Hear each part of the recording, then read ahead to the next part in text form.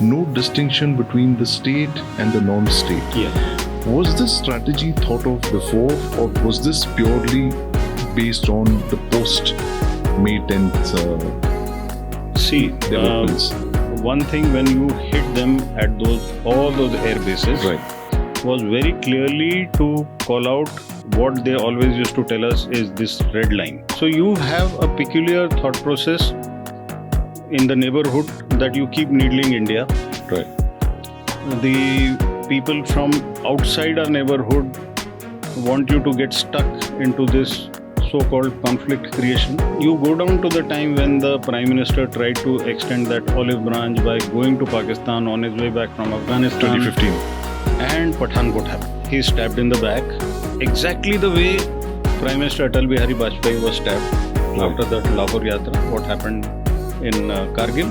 And we say, okay, now we plan to be punitive wherever the things were happening from, but we covered from Skardu right up to Bolari. Yeah, the entire Pakistan. Entire thing. Yeah. And the sensitive Punjab. And this was a very clear indicator that nuclear blackmail is not going to work. There is something in Chanakya Niti which is very clearly said that your losses, if you are going to share with somebody, is this information going to be exploited? Who are your economic adversaries? Who are the people who are going to derive advantage out of these losses? Is it going to impact the defense industry, the defense manufacturing industry somewhere? Right. You remember, in fact, you used to be there when our Honorable Raksha Mantri Manohar Parrikar used to say, unless the pain is transferred, the lesson is not conveyed.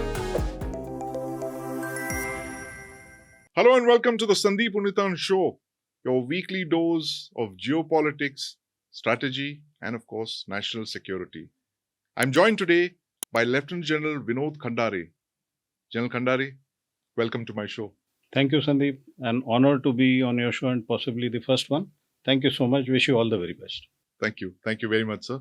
I keep saying that there are few officers in the military who have seen the range of experience that you have, from the Indian Army to the National Security Council Secretariat, and of course now to the Ministry of Defense, where you were until recently. And we're going to ask you about Operation Sindoor, sir. It's a landmark, whichever way you look at it, in the way India has decided to respond to decades of terrorism. You were in the Defense Ministry when all of this was being planned.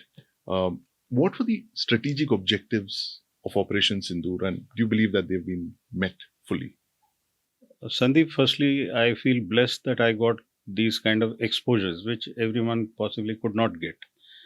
And I saw the entire process unfolding and the thought process. If you are aligned with the thought process of the apex leadership, then you know what it is. So what was the thought process? And it's been consistent. The Prime Minister gives us a vision of 2047. And if he gives us a vision of 2047 to be a developed economy, developed nation, so he simultaneously expects us to not get involved in certain things which can be time wasters, your resource guzzlers, Right. and somebody can strategically put you into a quagmire. So this is the thought process where you say, okay, my growth, my development will continue, but if somebody misbehaves, I must have that stick to punish him. Right. So my stick should not be converted into a gun to kill somebody, and then it's a cost, because that starts a war. So you have a peculiar thought process in the neighborhood that you keep needling India. Right. The people from outside our neighborhood want you to get stuck into this so-called conflict creation.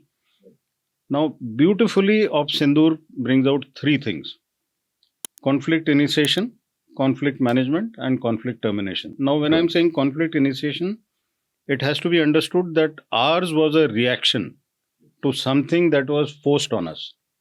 But we started, managed it, and finished it. And that all was aimed at terrorists, till Pakistan decided to up the ante. So we went up an escalatory ladder one step. And when they were hitting out at our civilians, So we hit out at the military targets. We still did not get into the civil domain, Right. which a country of our civilizational values doesn't go into. Right. Right. A very important point there, sir, that the escalation ladder. Now, was this already decided before you went into Operation Sindoor, before you initiated the contact with the terrorist camps and then later escalated? Did you already war game this, saying that this is how we will react? Not only this time, Sandeep, you recollect, you go down to the time when the Prime Minister tried to extend that olive branch by going to Pakistan on his way back from Afghanistan. 2015. And Pathankot happened. Yes. And you walk the paces the way Prime Minister Modi has walked. Right. He tried to be friends. Then he stabbed in the back, exactly the way Prime Minister Atal Bihari Vajpayee was stabbed after that Lahore Yatra, what happened in Kargil. So and I was the DGDI around that time. I know what was the thought process that was going on. So Pathankot, we tried the way that, okay, let us talk, you can come, you can see this. Nothing happened. Then Uri happens in quick succession in the same year. And we say, okay, now we plan to be punitive. Right. You remember, in fact, you used to be there when our Honorable Raksha Mantri Manohar Parrikar used to say, unless the pain is transferred, the lesson is not conveyed. So that was the thought around that time. Even at that time, a lot of contingency planning was done that what if he does this? Right. We should have our own exit strategy and also leave an exit strategy for him. So, if you remember, the DGMO, General Ranveer Singh, had come on TV and said, look, our aim was to punish the terrorists. We've done that. Now we don't want to do anything. Right. So, what is it? In that escalatory ladder, at every rung, you're leaving an exit strategy for yourself, right, and an option for him. He wants to escalate, I have a plan. Right. Same thing happened during Balakot, and same thing was planned during this time. Methodically, very professional military officers, all the Director General Military Operations, all three, and the three service chiefs and their vice chiefs, the CDS and his staff, I think they did a wonderful job by planning main plan, alternate plan, support plan, contingency plan. Enough of it was done. Right. So, they say that behind every successful military plan, there's a lot of staff work that goes in. So, very clearly, the Operation Sindoor had a lot of staff work, a lot of planning over years and not just hours or days. Yeah, over years. And when a military plan has to be executed, that preparation is not even years, it is decades old. You just see the quality of our leadership. How have they been groomed? How have they been shaped in a manner that they are ready to take a risk? There is a kind of a disaster that happened in all these, which I explained, but all these also give you an opportunity for which you are prepared, and opportunity which now you've got to utilize by executing a bold plan. Right. And that bold plan should convey a lesson to the apex leadership on the other side. Right. So I think all this preparation in the military as well as in the support staff. So whether that support staff is involved in research, whether they are there for your logistics, whether they are there for your ammunition, your platforms, your servicing, your logistics, everything put together, it comes as a beautiful, smoothly functioning machine. Right. And we missed all of this because we just saw the kinetic part of it, which were the surgical strikes. This is the beauty of things now, where knowledgeable people will always see the best kind of synergy between kinetic and non-kinetic. Right. So there is a lot of non-kinetic activity which also happen. And these are the opportunities again where we have to see, where do I improve? Which is the place where I need to improve in the new age warfare in the non-kinetic domain, to which I would say there are certain countries which have already mastered it. There is no sequential operations today. There is no declaration of war. Right. You look at what Putin and say even Israel have done. There is no declaration of war. Right. These are all special military operations. So we are also calling it Operation Sindoor. Which is a special military operation again? So there is nothing like formal declaration of war. And another thing I will apprise you, one very silent work which got done was, in the last about couple of years, Yes. nearly a decade or so, there used to be a document, there is still a document which is talking about it's called the Union War Book. Yes. Earlier, there was very clear division between war and peace. Now, today, where is that distinction between the two? And then there used to be official problems, because Right. if war is not declared, then so and so ministry will not do this, or the finances will not be available. So then automatically that document also got doctored a little, modified for the best purpose: war, short of conflict, and peace. Right. So So we have these clear distinctions we have now these in three the clear distinctions, in the Union War Book. and Right. it also added the chapters of space, cyber, information space, and biological and chemical also. Right. So I think what does not get seen is the kind of hard work that has been put in. Absolutely. And this happened recently, or this It was started in 2019, right? where all this had to come in, and every ministry had to be roped in. So headquarter ideas did a wonderful job getting everyone together. And this document is signed by the cabinet secretary. So it's not something which is it just happens automatically. It's an all of government. Yeah, it's approach. all of government. But coming back to Operation Sindoor, Gen Khandare, much is being made of our losses, aircraft that we have lost, aircraft. The DG Air Operations also admitted to that fact in the briefing, and the Chief of Defence Staff has also been criticized for mentioning that fact. How important do you think it is to ascertain our losses and to draw lessons from it now? I mean, that's possibly the reason why people are asking. You have a valid point there, and I look at it. Don't call it a philosophical view, but call it a pragmatic view. We are a land where we are dictated by knowledge. Right. Okay. So we've had our own thinkers. We've had Lord Krishna as one of the biggest strategists. You had Chanakya. So coming to Chanakya, there is something in Chanakya Niti which is very clearly said that your losses, if you are going to share with somebody, is this information going to be exploited? Or is it to share so that somebody will help you? Why are you sharing a particular loss? There has to be a reason and a logic behind it. We are a country where we give a lot of thought process to logic and knowledge. Okay. Now, are you wanting to discuss it in a public forum so that the enemy derives advantage of that? Even if you don't have an intention, but inadvertently, is the enemy going to derive advantage? Of course. Now, what do I mean by enemy? Okay, let me put it softly: adversary. Right. You have an adversary clearly identified today in Sindoor, which is on our western border. Right. Who are your economic adversaries? Who are the people who are going to derive advantage out of these losses? Is it going to impact the defense industry, the defense manufacturing industry somewhere? So that is their problem. Right. Somebody's stocks are going to go up. Somebody's stocks are going to crash. Somebody is going to make the most out of it. You're not even sure of how much loss has been inflicted on the other side, because there is somebody who's wanting to cover up that loss. Right.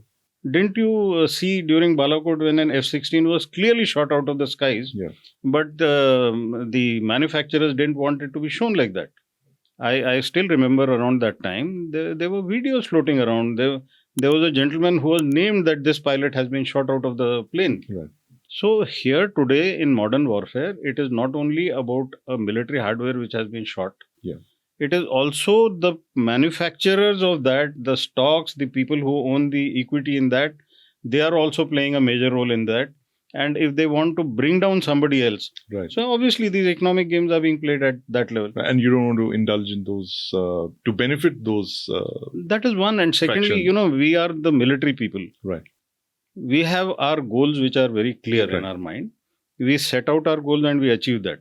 The rest, anybody who wants to manipulate the economics or the commerce of it, that's their business. We don't get involved, because obviously neither am I owning equity in what the Chinese have or what the British or what the USA has or what the French have. How am I interested? I'm only interested in a good platform.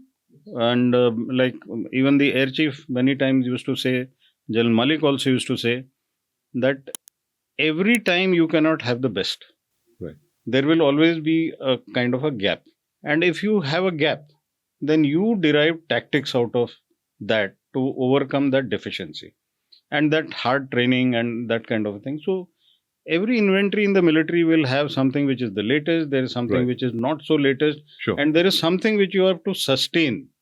So a developed country may possibly be able to change its entire inventory.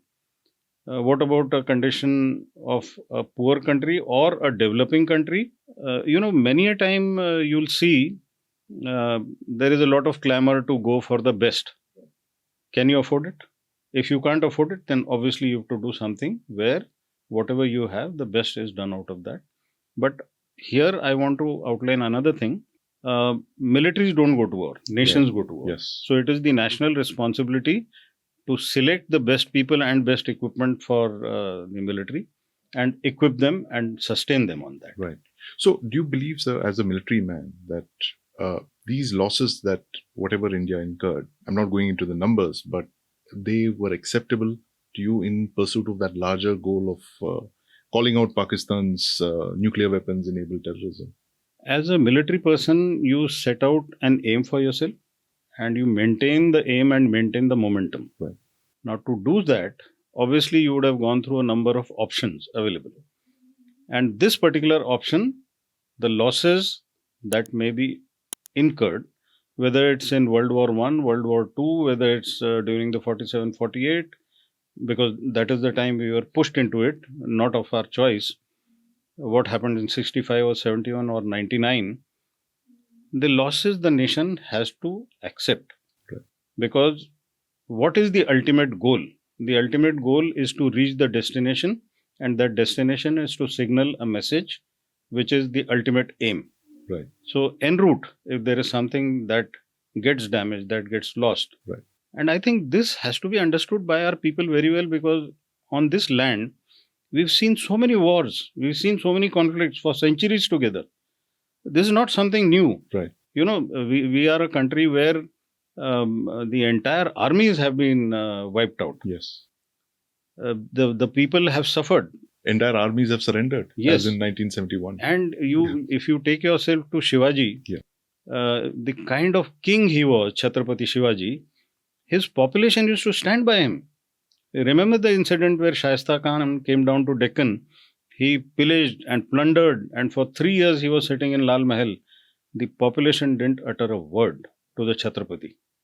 They suffered. They ran into the Sahyadris. They didn't say a word. That's called national resilience.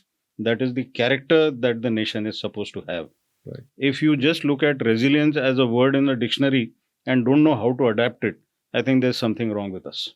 Gen Khandare, you've also mentioned this fact of how wars itself have changed. That you said Russia-Ukraine is one, special military operation. Sindoor is another one.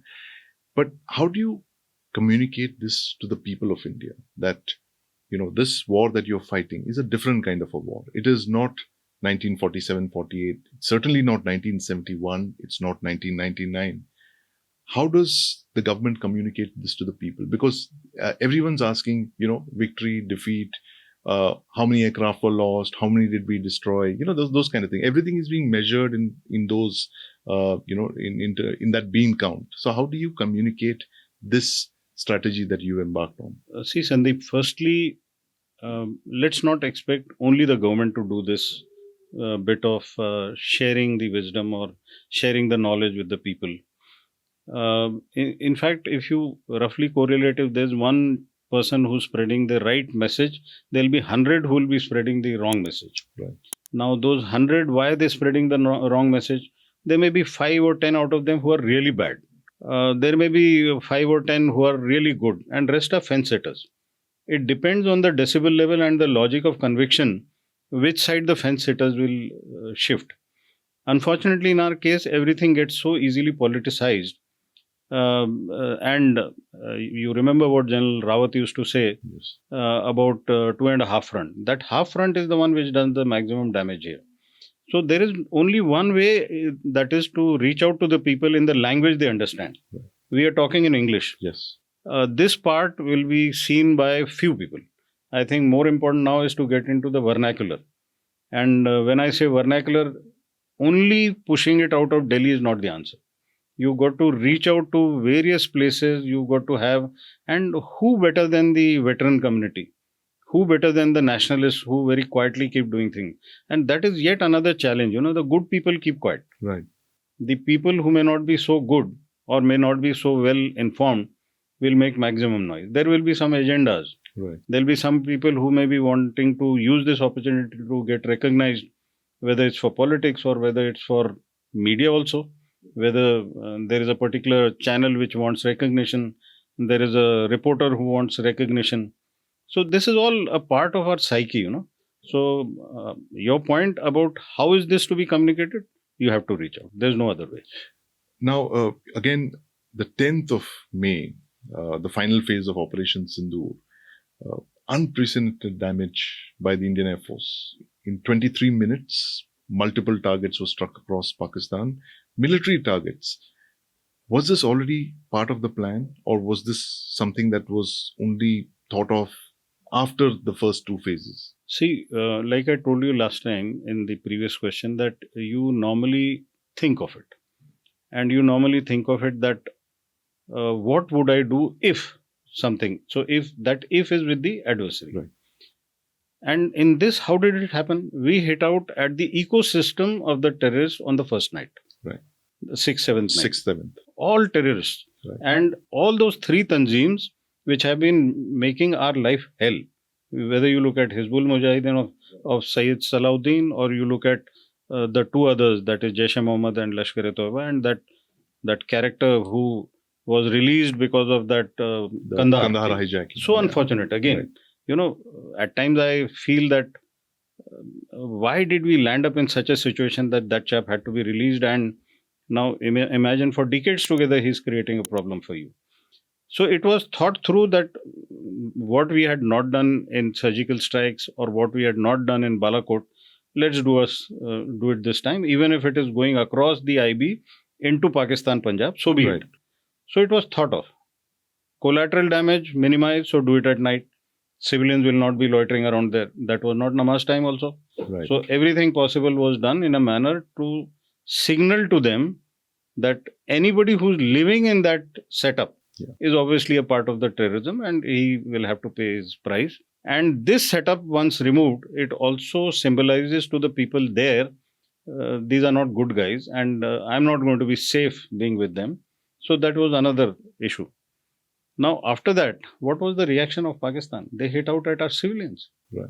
You look at Uri. What wrong did people in Uri do? I've been a GOC 19 I know those are very fine people. You look at Punch. They hit out at a Gurdwara there. Can you imagine?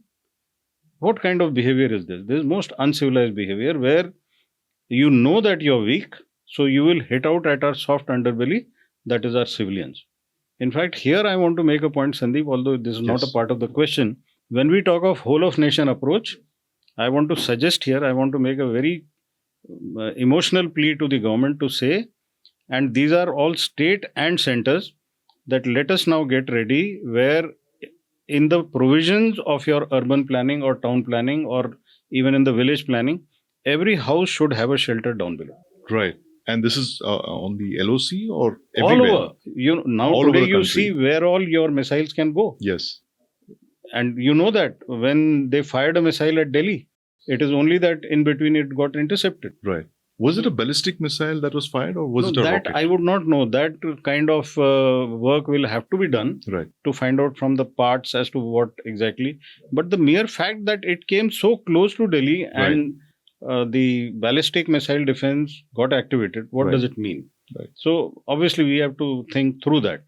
But here you see those nations which have been through a bad period. Say Israel, for example. Yes. Israel has provision for everyone to be underneath. Yes. You look at Moscow, the entire metro is down below. They can sustain themselves for days together.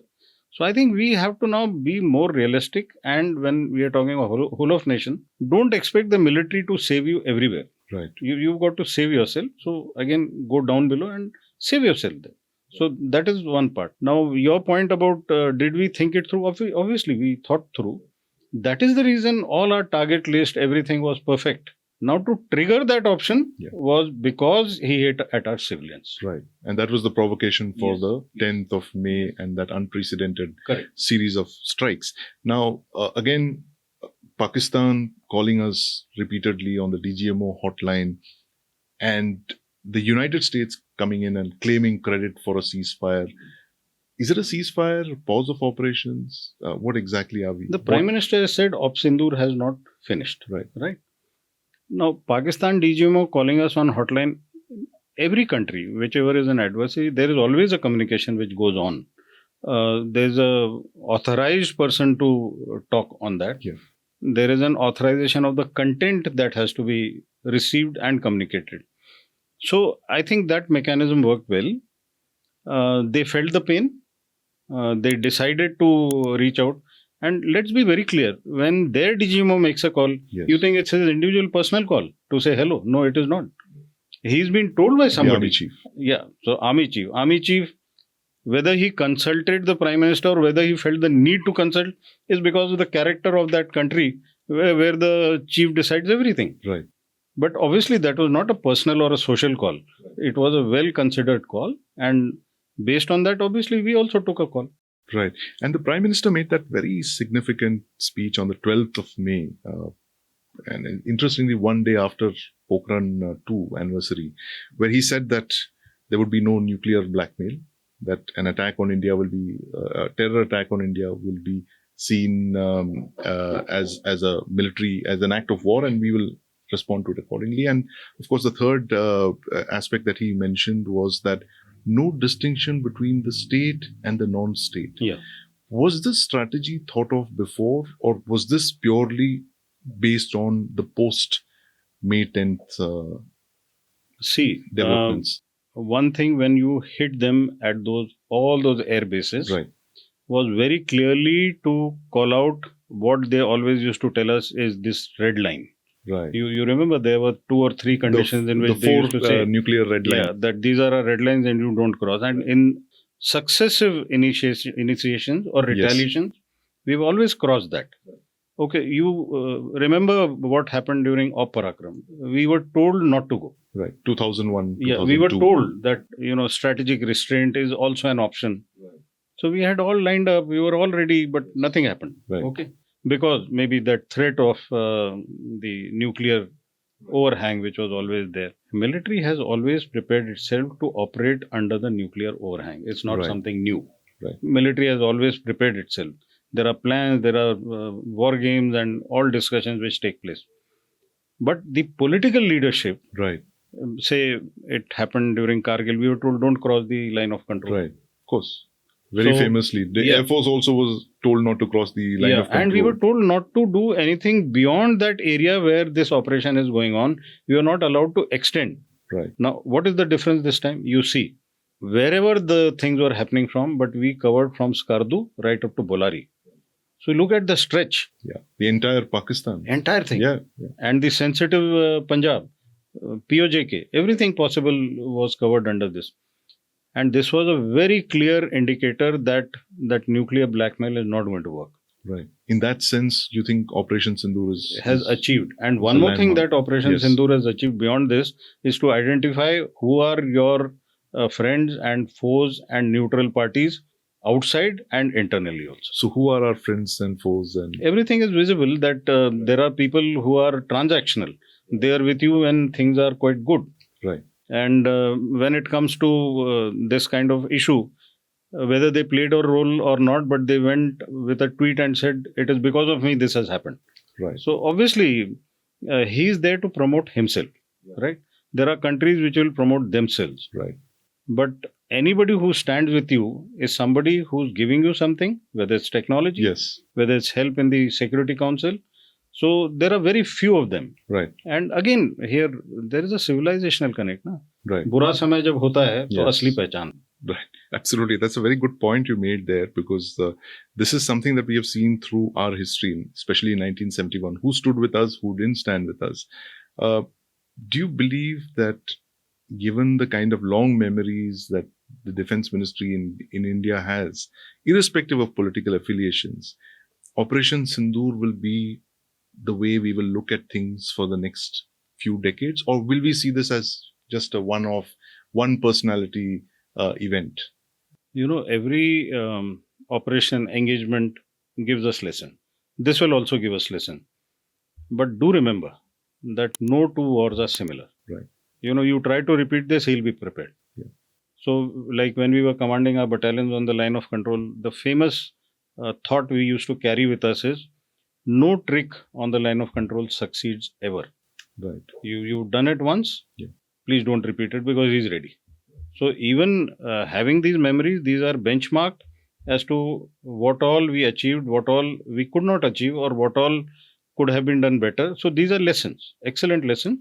And if these are lessons, possibly that you hit out at the terrorist targets and it got escalated to a level where you had to hit out at the conventional strength.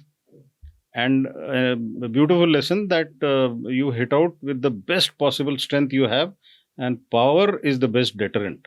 So I think that is one. And Right. one more important lesson which is there, give evidence. You gave them evidence from the geospatial imagery from an American company. Right. Let's say we had given them from Cartosat 3 Alpha. Yes. Say, they would have said, oh, these chaps are doctors. Because your Indian, yes. neighbor is a perpetual liar, and Right. You can't change. Right. There's lots to unpack in what you said. The fact that the political leadership was this time was thought differently from previous years, and the military implemented those orders. There's also something else that you've been very passionate about, General Khandare, which is Atmanirbhar Bharat. I've heard your talks on numerous forums. I've listened to you passionately espouse the cause of Atmanirbhar Bharat. What is the difference in Atmanirbhar Bharat before Op Sindoor, and what is the difference going to be after Op Sindoor? Now, we have seen the BrahMos and the Sukhoi combination. Yeah. Devastating. I mean, it's the only country in the world which has this combo of missile and launch platform. How are things going to be different from now on? One validation has happened, that Atmanirbharta is needed. The second validation is what you don't have. You will have to have a strategic support from your friends. Right. Which, what I want to say is, earlier we were busy on transfer of technology and it wasn't working. People were, as it is, not giving you the best technology, a couple of notches below what they were using. Yes. It will always happen. Whoever is giving it to you will not give you the best, undoubtedly. So accept it. But we decided somewhere in 2022 or even before that, having seen a couple of successes, that let's go for joint ventures. Right. So BrahMos joint venture is a success story. Then AK-203, that was 2019 or so, where again a success story. And then we look at the private sector, C-295. Yes. What did we do? We obviously went in for a model which is good for us. And if you recollect the DEF Expo which happened in 2022, and you were very much there when a lot of people told Dr. Ajay Kumar and me that, you're insisting only on indigenous manufacturers getting a stall here. Yeah. And some people told us, you're going to lose your chair. Right. So that was the kind of bitter atmosphere here that, this joint venture model is going to fail, and don't follow that. And continue with what we have been doing, that is the TOT. Right. I think TOT is selectively good where you really don't have the technology and you don't have the muscle power to make that person come to you on your terms. The other thing, Atmanirbharta, again, a validation is that Indian sector can work as well. You may not have the kind of quality in the Indian partner, but they will develop it. It's a question of developing. If they can do wonders in the civil sector, why can't they do wonders in the military sector? It's only to give them a chance. So you'll see more of the private sector. More of it. And wherever it was public sector also, didn't we make a change by corporatization of the ordnance factories? Right. It's historic, and that's Yeah. something you oversaw very Yes. quietly. So that was being Worked done. on. It was the report which General Subrata Saha and I wrote Yes. with now Brigadier Ramchandran, Ramchandran. And it was put up to the Prime Minister with the obvious advantages. Obviously, at times what we say 100% will not get accepted Right. because, see, we are military people. There are certain issues of commerce, there are certain issues of pragmatism. Obviously, they're collectively, then it all comes together. So I think this has been a continuous journey. And in that, the startups have joined in, the MSMEs have come in, interministerial collaboration has happened. One of the most important things that has happened is our defense attaches have started promoting these things outside. Right. More has to be done. The IFS officers have also understood. Now, after Sindoor, the biggest thing and the best thing that will happen is acceleration. Right. Direction is clear. It's a question of acceleration. So validation, direction, and now finally acceleration. And that's what's going to happen. Yeah. You know, and in conclusion, General Khandare, you know, Operation Sindoor was meant to deter the Pakistan military.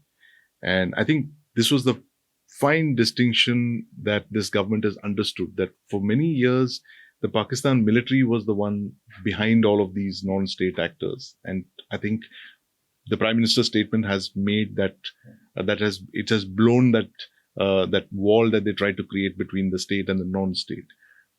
Do you think the Pakistan military has understood that fact, that now it is exposed? It can no longer hide behind the non-state actors. You have attacked them in Pakistan, Punjab, the province. You have attacked their air bases.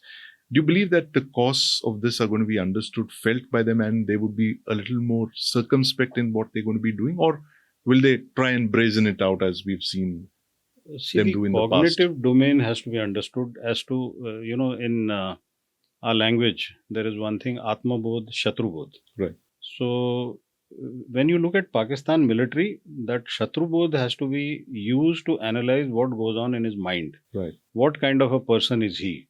By Shatrubodh, you mean understanding the enemy. The psyche of the enemy. Yes, and understanding well. Right. As to how will he behave?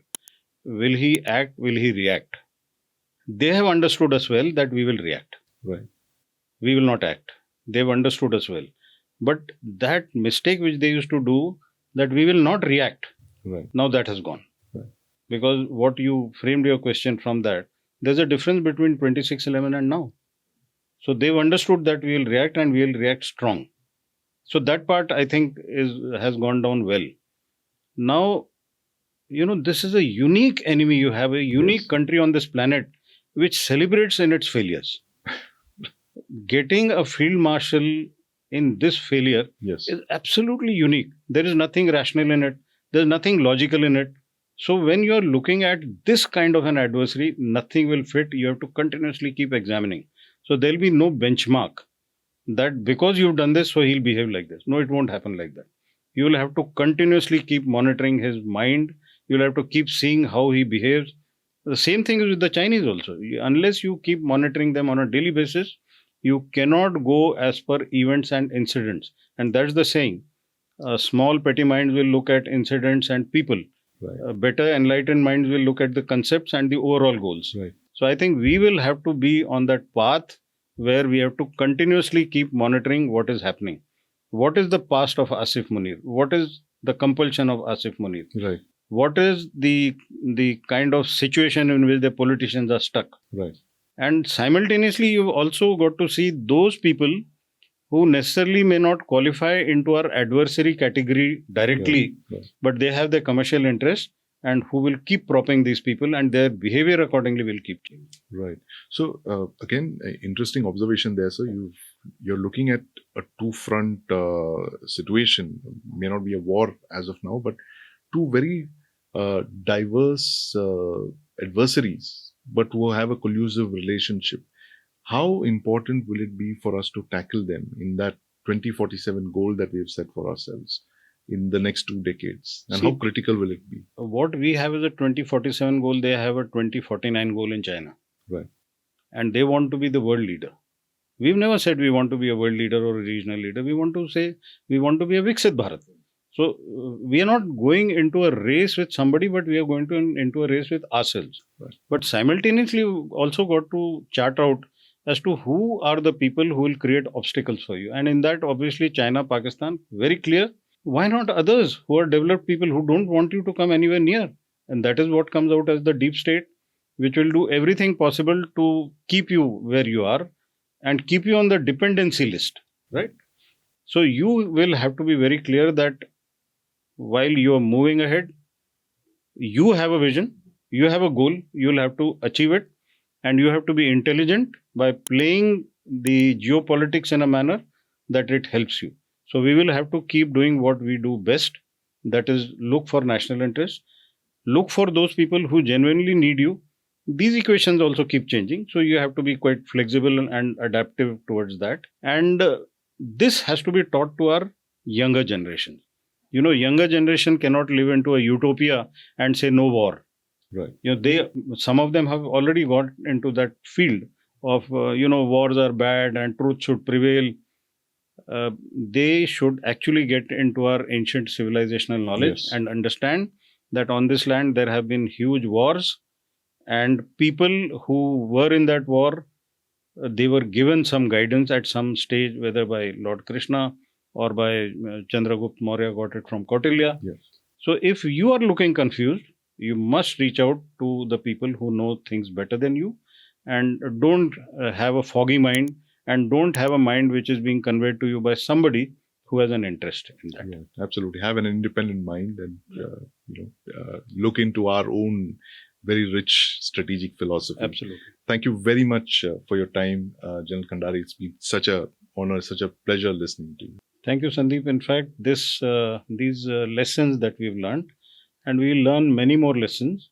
And most important, it is for the whole of nation approach, and particularly the younger generation and those who are decision makers, that we have to move as one cohesive body. To move as one cohesive body and all of nation approach. Thank you very much for your time and your thoughts, General Khandare. Thank you, Sandeep. Thank you so much.